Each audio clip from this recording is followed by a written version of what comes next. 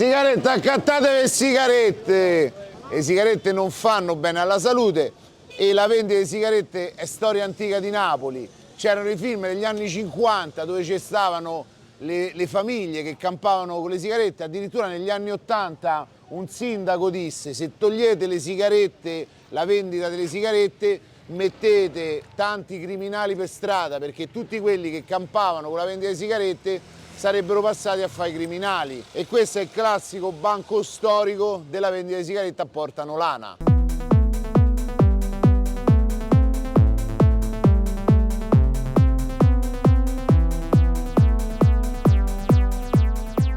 Parlare di contrabbando perché si parla di un bene che è monopolio dello Stato. Dire bene è una parola grossa. Le sigarette, il tabacco fa male, c'è scritto persino sui pacchetti, è regolamentato e lo Stato ci guadagna non poco, lo possono vendere solamente i tabaccai che sono licenziati dallo Stato e che pagano tutte le tasse necessarie allo Stato. Detto questo, a un certo punto c'è un mercato clandestino di sigarette, c'era ancora di più negli anni 60, negli anni 70, negli anni 80, in particolare a Napoli, faceva parte della società napoletana. Non a caso la sigaretta di contrabbando che si vende ancora oggi con altre provenienze e accertato che il prodotto di contrabbando spesso fa più male di quello che trovi al tabaccaio, già fa male di suo, questo è ancora peggiore. Negli anni c'è stata comunque una grossa stretta dal punto di vista di controlli, di provvedimenti. Cerchiamo di capire che cosa era il contrabbando, quali erano le rotte del contrabbando in questi casi specifici, perché per portare a casa queste sigarette c'erano vere e proprie battaglie, fughe,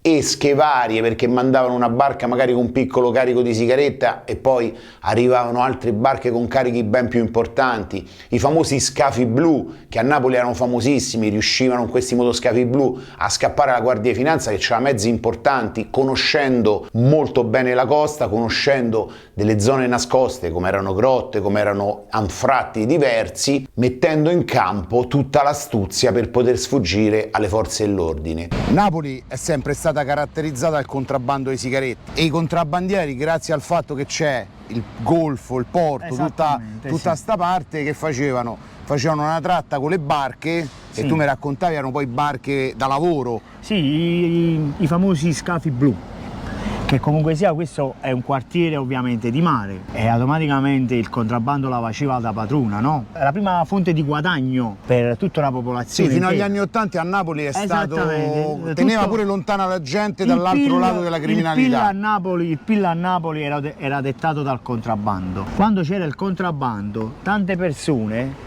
vivevano ai margini della legalità, ai limiti della legalità, con questa fattispecie, li tenevano lontani dallo smercio, dallo spaccio di droga, di piccoli furti e quant'altro. Dalla violenza vera e propria. Esattamente. Paradossalmente, laddove lo Stato ha preso una posizione netta, contrastando il contrabbando e togliendolo da mano a tutte le persone che ci guadagnavano dalla prima mano a finire all'ultima mano, no? Nello smercio tappeto, attraverso vicoli di Napoli, quartieri di Napoli, eccetera, eccetera. Cosa è successo? Che tutte quelle persone che vivevano ai limiti della legalità sono entrati nell'illegalità. Sono entrati nell'illegalità, quella là che fa danni. 200.000 sono fra disoccupati e sottooccupati. Cioè, se si contano i familiari a carico, più di 600.000 persone, la metà della popolazione, sono costretti ad arrangiarsi per vivere. Tutte le famiglie legate al contrabbando si sono ritrovate a vivere con cose molto più cruenti. Ti sei trovato senza arte né parte e tutte queste persone, laddove è finito il contrabbando, chi si è messo a vendere la droga, chi si è messo a fare le rapine, chi il furto, chi è entrato nei clan. Perché poi l'offerta che gli arrivava erano quelle, non c'era... Esattamente. Capitano Spago ce n'è uno, tutto il resto, nessuno, che chiama il suo. Capitano Spago ce n'è uno, tutto il resto, nessuno. Sono nato nel 1962, nato e cresciuto sott'acqua. Sono in rete subacquei, sfido chiunque, in rete... No, bombole. Ah, bombole. Sfido chiunque a livello subacqueo, a livello di pesca dei tonni, a livello di cianciola, paranza, cucine reti. Ma che trovano nei due. pescatore numero 1. Paga 2 anni tu, sono nato a mare, c'è solo il numero 1, di spago ce n'è uno, pubblicato. Pago number 1. Un bacio a mio fratello Jenny. Oh, vai, No, scusa. fratello. Allora, partiamo adesso, andiamo a vedere le rotte praticamente. Sì. E qua comunque sia, erano questi poi sostanzialmente le partenze o gli arrivi dei scafisti dei contrabbandieri, no? Dei contrabbandieri di sigarette.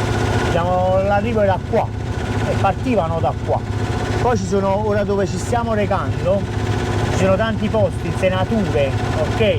Che loro di notte cominciavano ad appoggiare tutte le casse di sigarette che poi le smistavano attraverso piccole imbarcazioni per portarle poi al porto laddove avevano la le sigillavano praticamente le sigarette che potevano essere pure buttate in mare. Sì, succedeva anche questo.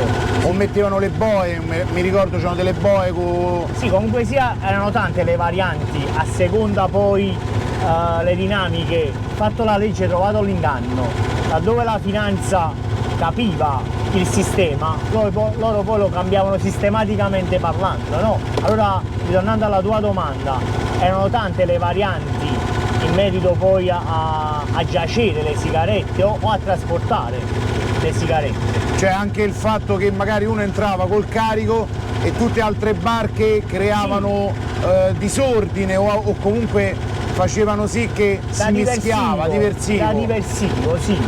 E nello stesso tempo, per esempio, venivano tante piccole imbarcazioni che automaticamente veniva il carico grande che era costellato da uno scafo, automaticamente poi venivano scaricate a tante piccole imbarcazioni che prendevano anche rotte diverse, no? Per far sì che laddove accadeva che trovavano la finanza addosso, sequestravano solo un carico, ok?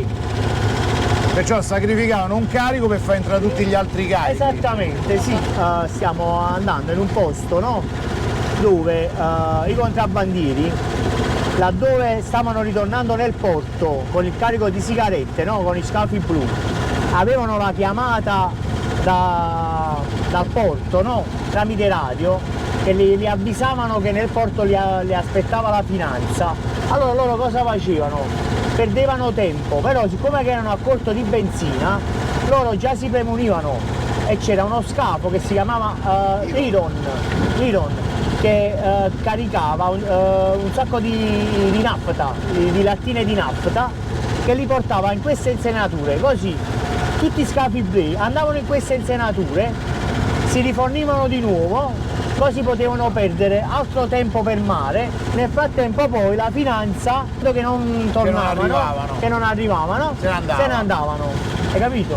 Era strategica sta cosa. Giocavano solo su quelli che staccano il turno praticamente. Esattamente, sì. Nell'attesa che poi li comunicavano attraverso le radie, chi stava lì da vedetta, no? Nell'attesa che se ne andava la finanza. Era un sistema molto organizzato, c'erano 1000 strategie come ci ha detto Gennaro. Sì, erano le varianti. E ovviamente tra le radio, le vedette, tutte le persone coinvolte in questo traffico, c'era sempre un vincitore che erano poi i contrabbandieri, perché trovato il problema loro lo risolvevano, perché ne andava della loro vita, era il lavoro in quel momento. Queste dinamiche per mare, no, c'è un'altra faccia, perché queste sono le dinamiche iniziali che erano molto articolate. C'era un'altra parte per terra, è quello che poi abbiamo vissuto noi da piccoli, no?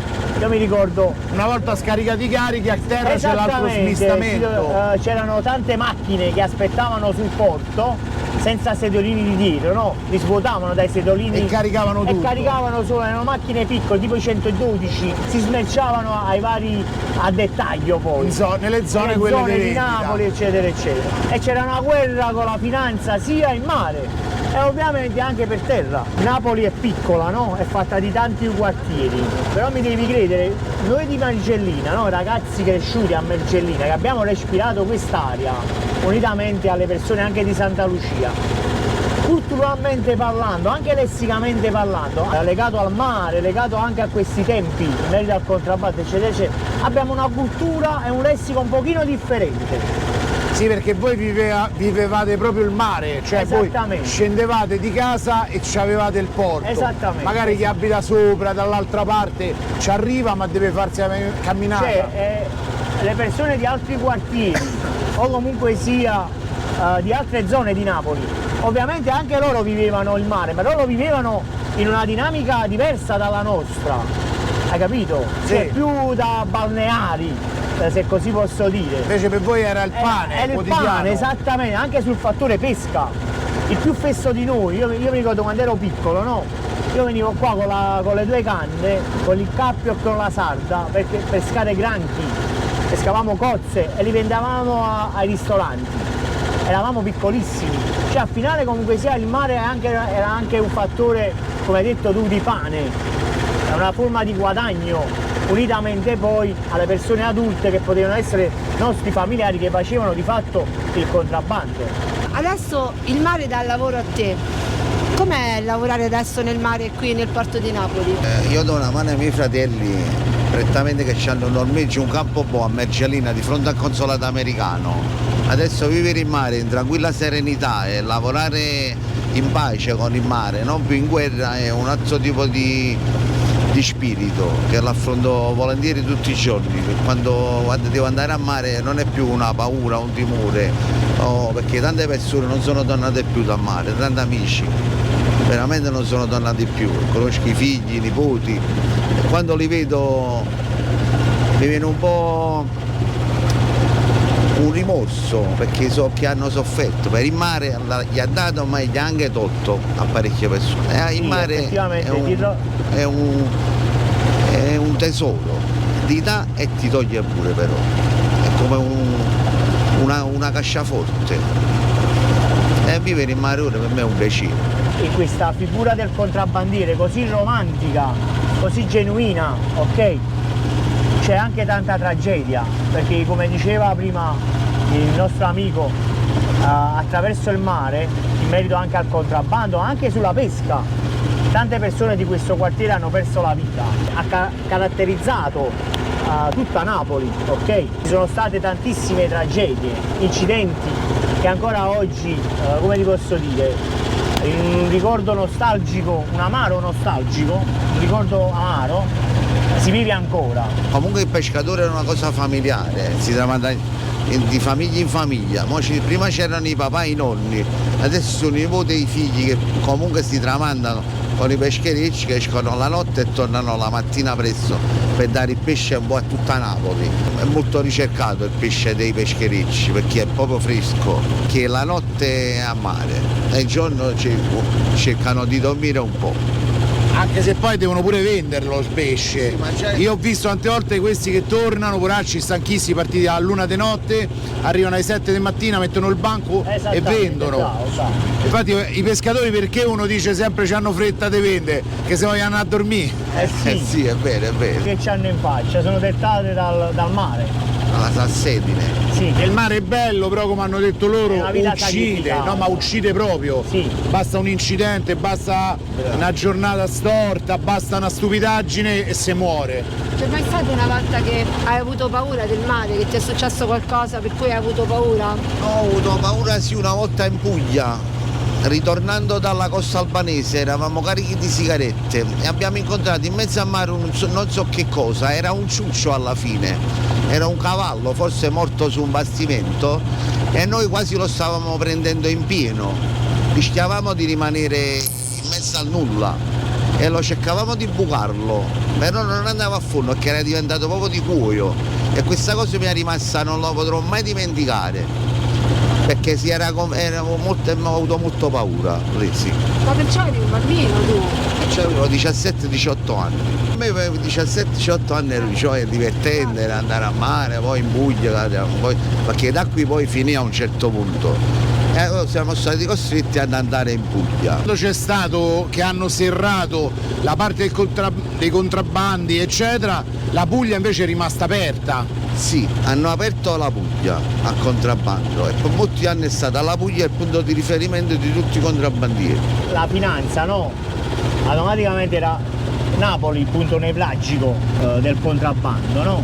Automaticamente poi, fatta una guerra aperta a Napoli, poi si è trovato terreno fertile in Puglia, che poi, sai, ci hanno messo tempo poi ad arrivare là. Cioè, impegnati qua, automaticamente poi come subalterno a Napoli è diventato la Puglia. Per lavorare, al di là di tutto, c'è anche chi si è dovuto trasferire dalla propria città in altri luoghi.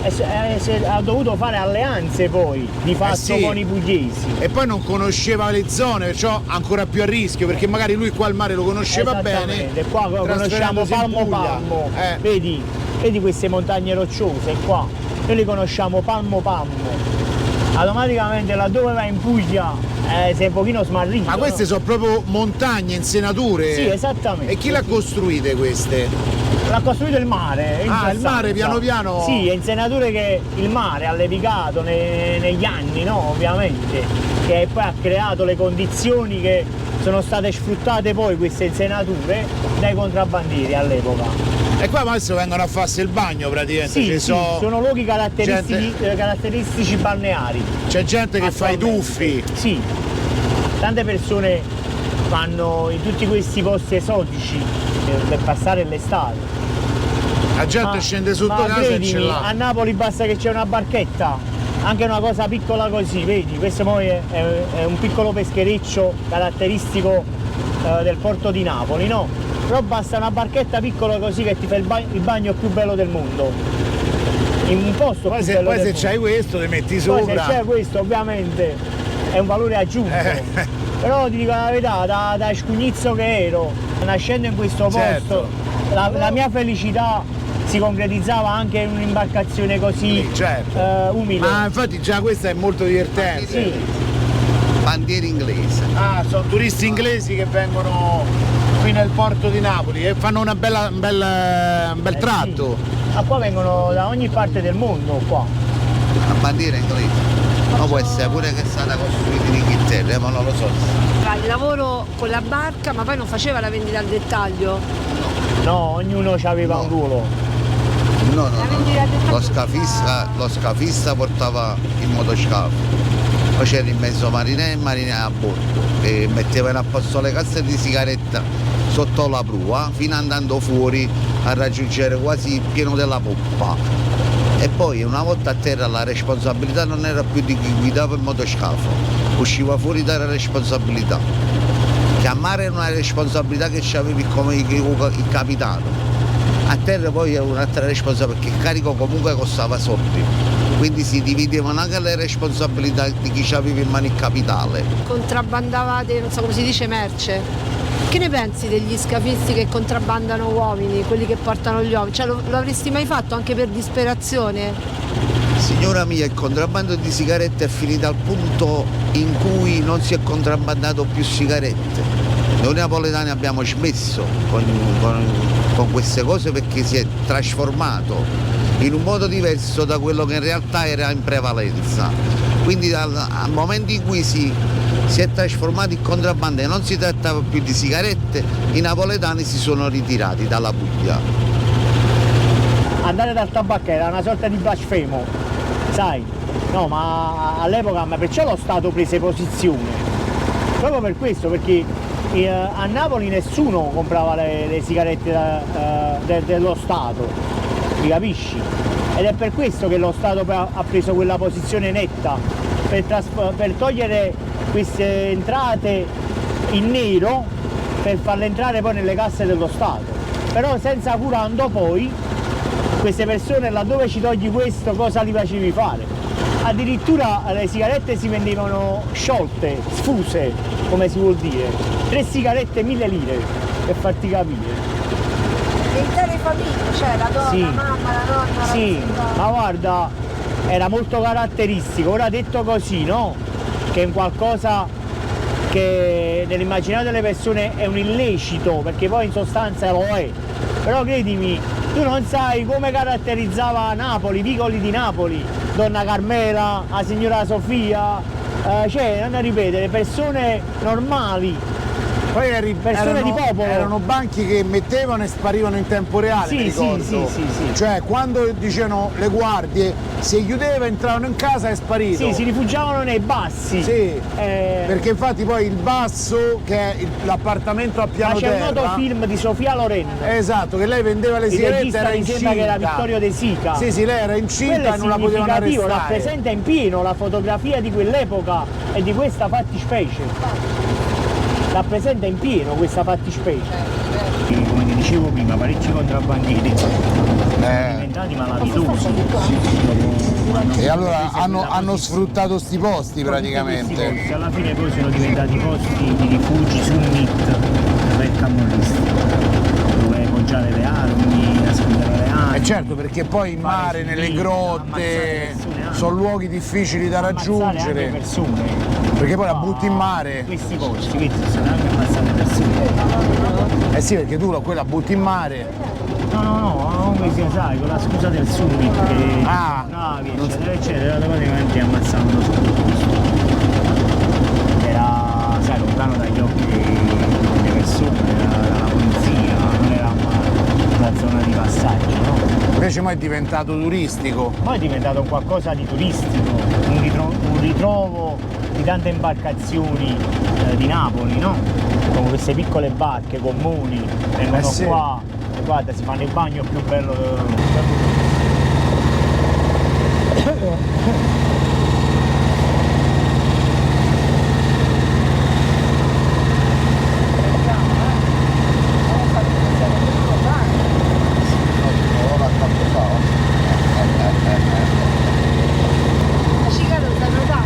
Io bene, molto bene.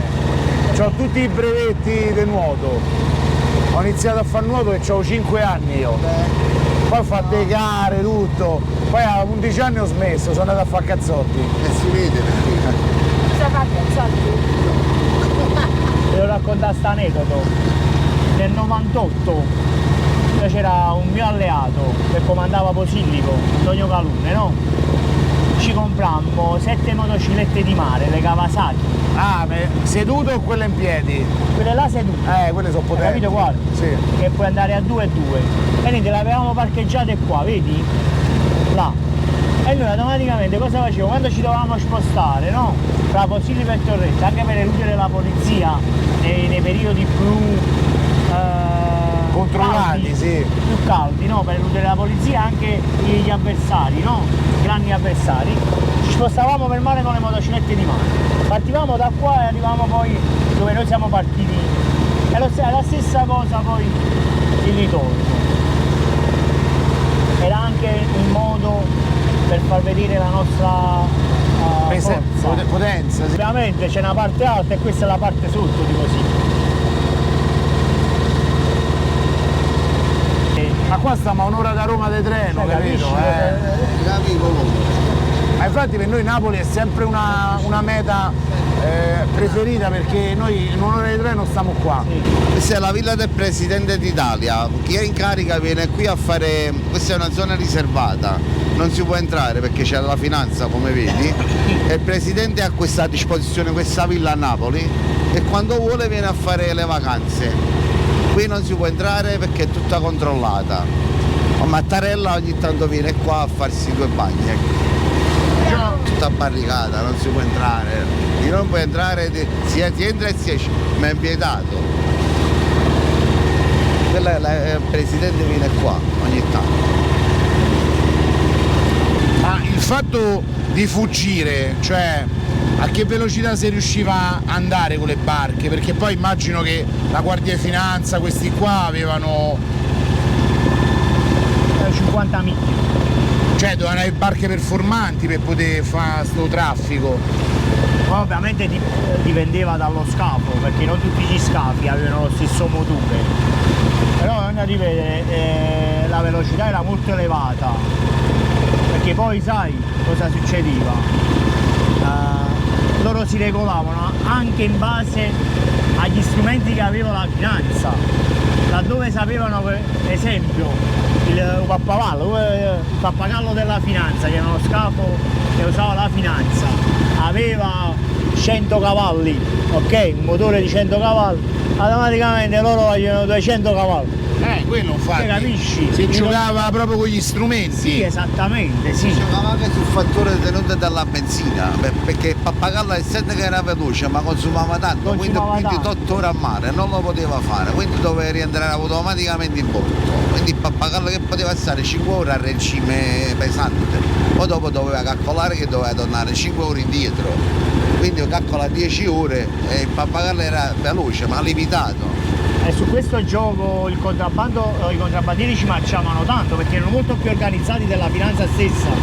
Ah, pure l'elicottero. E l'elicottero è limitato, esce, fa 50 miglia ad andare, però devi guardare il serbatoio perché 50 miglia a tornate non c'ha la possibilità di rifornirsi, devi andare nell'aeroporto, mentre invece i contrabbandieri avevano questo rifornimento dell'Iron che usciva lì, ne caricava di nafta e allora faceva la nafta a volo, velocemente e stavano altre 4 ore a aspettare che poi tutto si La risolveva. finanza per forza di cose, in mancanza di carburante, doveva ritornare.